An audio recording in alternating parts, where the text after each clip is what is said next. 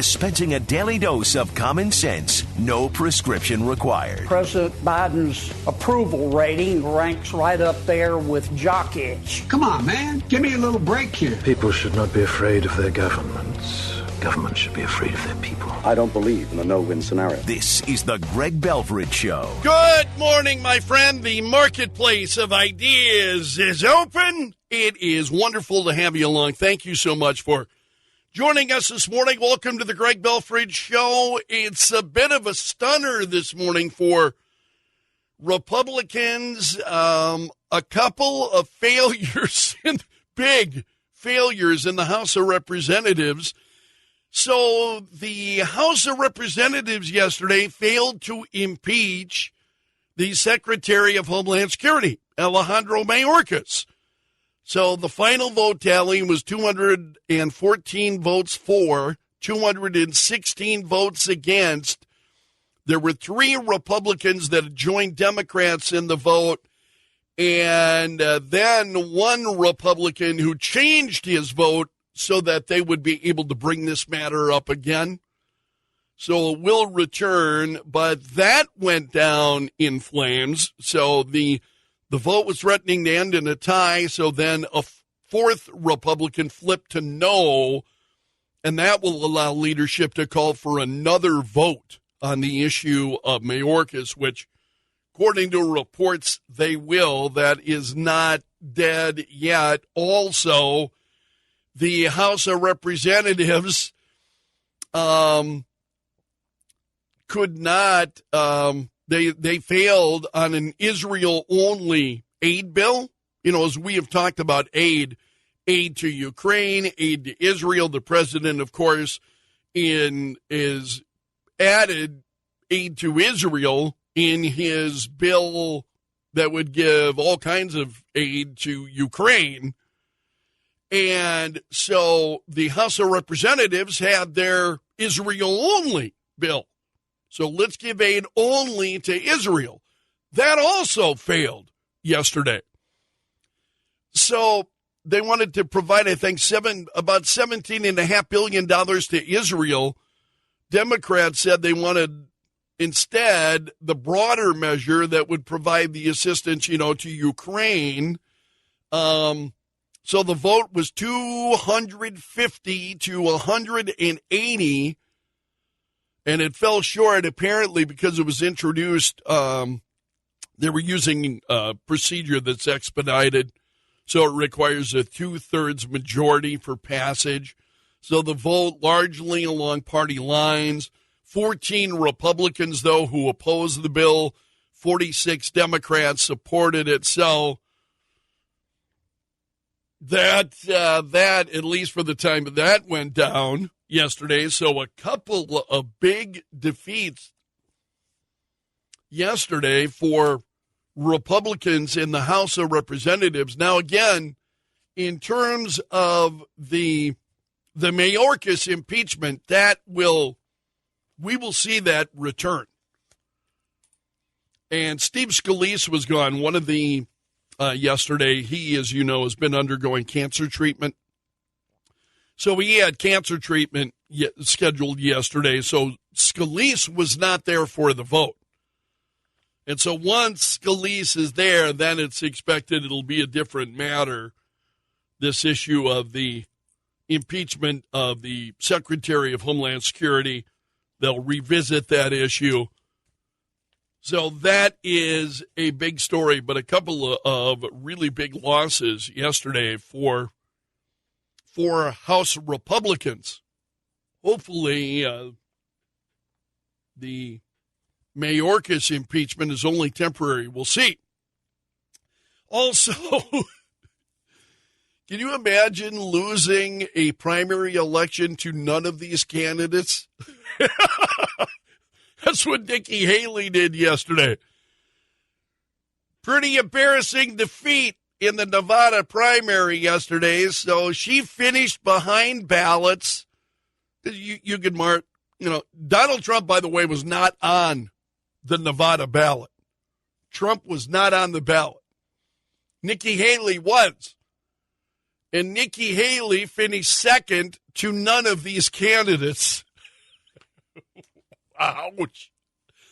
No, seriously, if that would not be enough to cause you to reconsider whether or not you want to be running, then I'd say you're not capable of making any kind of objective decision at all as to your candidacy. Now, the chairperson of the Republican National Committee says that she will step down after the South Carolina primaries. So an RNC spokesperson denied a report yesterday that she would step down later this month. But according to reports, she will step down after the North Carolina primaries, and this is what a spokesperson said. This will be decided after South Carolina. But Donald Trump wrote on True Social that McDaniel is a friend, but he said he would be urging changes at the RNC after the February South Carolina presidential primary. And Trump wrote, Ronna is now head of the RNC, and I'll be making a decision the day after the South Carolina primary as to my recommendations for RNC growth. So according to that, it certainly appears that Ronna McDaniel is out, for those of you who follow the inside track of politics. I think for many of us, we don't get maybe quite that. I know I don't get quite that deep into it. I know who Ronna McDaniel is. But we'll see what happens. Also, one of the things we have talked about at length, because it's an important issue, I think, to many Americans, is the border and what's happening on the border and what's happening with the border bill. And so now you've got a number of Senate Republicans who are lashing out at Republican leadership over this so-called bipartisan, give me a break. That term is used, you get one Republican, suddenly it's a bipartisan bill. Some of these Republicans are more liberal than you can imagine. So this bipartisan border deal, listen to the comments by some of the Republican senators. Senator Rand Paul of Kentucky, told Fox News, he said, this bill is flawed from top to bottom. No conservatives in the Senate will vote for this. No conservatives in the House are going to vote for it. The House Speaker says it's dead on arrival. It really shows incredibly bad strategy on Senate Republican leadership to bring this up at all, Senator Paul said. And he said the Republicans who vote for this are going to be pilloried by Republicans at home. So there's really no good logic in doing it this way. And I think it was basically Senator McConnell, Senator Schumer, and President Biden. They want to send more of our money to Ukraine. That's what that was always sort of a sideshow for them in order to get what they really want, which is sending more of our money overseas, Rand Paul said. He said the current law is sufficient when it comes to the border. You know, you and I have been talking about that for weeks. And he said the president has the authority to shut down illegal crossings. And Senator Paul said, you know, Republicans have to realize when they vote as a minority to drag us into this, the majority of the caucus doesn't want it. It really adds to discord and strife, really makes many of us wonder about our leadership, just dragging us into Democrat deals that are all the Democrats and a handful of Republicans. Just doesn't seem like a very unifying way to run our caucus. Yeah, I believe for a long time Senator Mitch McConnell has got to go. And That is the feeling of Senator Mike Lee of Utah, Senator Ted Cruz of Texas. They say that Republicans in the Senate need new leadership. Cruz says it's time for McConnell to step down. He said this yesterday. He was asked if he thought it was time for McConnell to go, and he said, I think it is. I think a Republican leader should actually lead this conference and should advance the priorities of Republicans, he said. Mike Lee also was expressing concern. This was on X. He said, Senate GOP leadership screwed this up and screwed us. Even while refusing to let us see the bill they claim to be negotiating on our behalf for months, they were never in doubt, insisting we'd be dumb and even unpatriotic not to support it. This is a disqualifying betrayal. And then he wasn't done there. He made another comment, and he said, this feels like an elaborate practical joke, but it's not funny, not one bit. He said, I cannot understand how any Republican would think this was a good idea or anything other than an unmitigated disaster. And then in capital letters, he said, we need new leadership now. And then, so Senator McConnell was asked about the comments by Cruz. And he said, I think we can all agree that Senator Cruz is not a fan. No, he's not, nor are many Main Street Republicans a fan of Mitch McConnell. Senator Ron Johnson of Wisconsin was on Newsmax yesterday. He was also blaming McConnell for all of the secrecy about these negotiations on the Senate border bill. It's exactly what we just heard from Senator Rand Paul. Secrecy, weren't allowed to see what was going on. And so Senator Johnson was appearing with Senator Rick Scott on Newsmax. And Johnson said it was Leader McConnell who set up these secret negotiations on a subject that the vast majority of Americans agree with us on, he said. The problem, and he was talking about Senator Jim Lankford, who was the Republican then negotiating with the Democrats. And I appreciate Johnson took it easy on Senator Lankford, and he said, the problem is that Senator Lankford was negotiating with Democrats who want an open border, who are only looking for negotiating for political cover. It made an almost insurmountable task for him in there. Yeah, it's absolutely right. Absolutely right. That's a big story. A lot of people now, growing number of Senate Republicans were saying, yeah, Mitch McConnell's got to go. You and I believe that for a long time. Also, Tucker Carlson, what are your thoughts on this? This is just fascinating. Tucker Carlson has gone to Russia, and he posted. I listened to this earlier this morning. He posted about a 4.5-minute video. He is going to be interviewing Vladimir Putin. And he said that, and I've seen this story. This has been bubbling for days. People wondering as to whether or not he was going to Russia and whether he was going to be interviewing Putin. Well, Tucker Carlson put that all to rest with this latest video that he posted on X saying why he's there.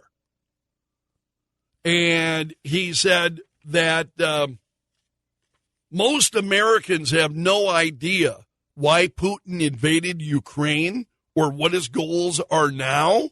He said, you've never heard his voice. And he said, that's wrong. Americans have a right to know all we can about a war they're implicated in, and we have the right to tell them about it, he said. Western governments, by contrast, will certainly do their best to censor this video. They are afraid of information they cannot control, Carlson said. So that was, he talked about it. Again, it's about a 4.5-minute video. I listened to it this morning.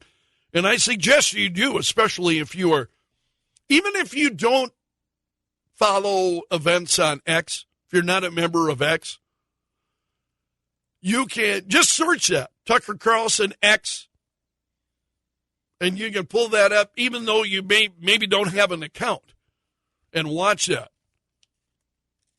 And then, my question becomes, will you watch once he does the interview? It's a big story. A lot of big stories this morning. Los Angeles is recording an incredible number of mudslides. It is, wow, I watched some of these videos this morning. It's surreal. It really is surreal as you see these mudslides. Los Angeles recorded 475 mudslides during this storm.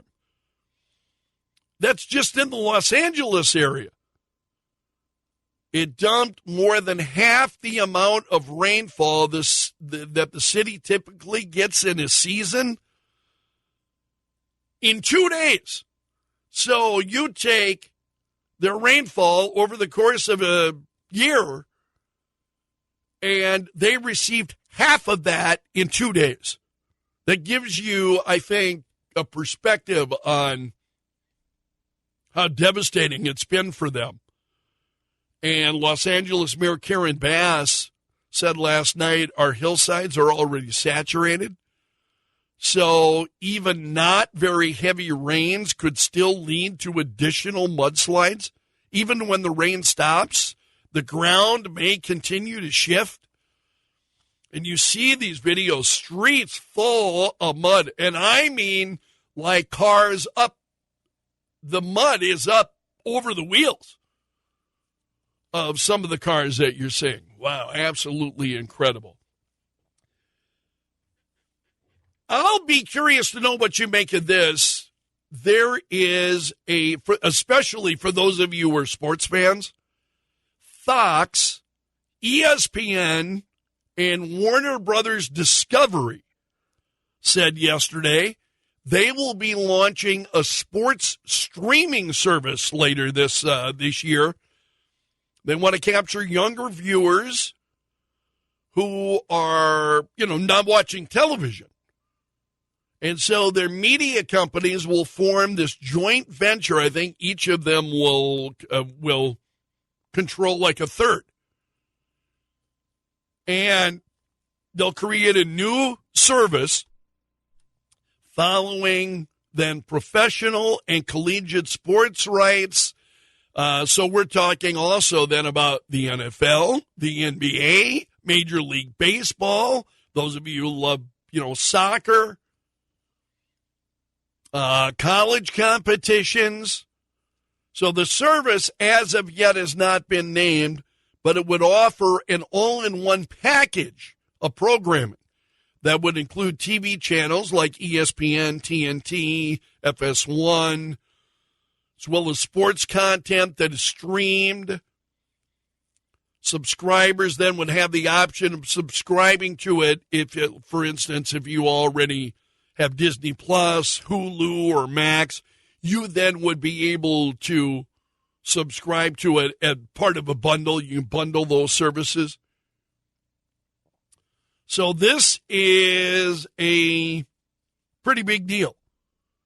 And media analysts are saying that it's going to appeal to a lot of Americans, that pay for high-speed internet access, but don't subscribe to cable television. That's me. That's me and many, many, many other Americans. So they said, this media analyst said, an all-sports digital offering also is likely to appeal to Amazon, Apple, and Roku. It'll be pretty interesting to watch that for sports fans, especially because, you know, there have been conversations in recent days with the Super Bowl, as you know, coming up this weekend. There have been conversations in recent days. Are we getting close to the point where the Super Bowl, you'd have to pay to watch it? And, you know, I've thought about that, and I thought that, well, that day is coming. I really believe that rather than, you know, it was a big deal for television, for broadcast television for years, and we've seen it more and more moving onto, you know, other platforms and whatnot. Will you have to pay to view the Super Bowl? And and for many, I think they will. They would do so gladly, just like you pay to watch movies that you enjoy or any other entertainment. But pretty fascinating. And that's a quick look at the big stories this morning.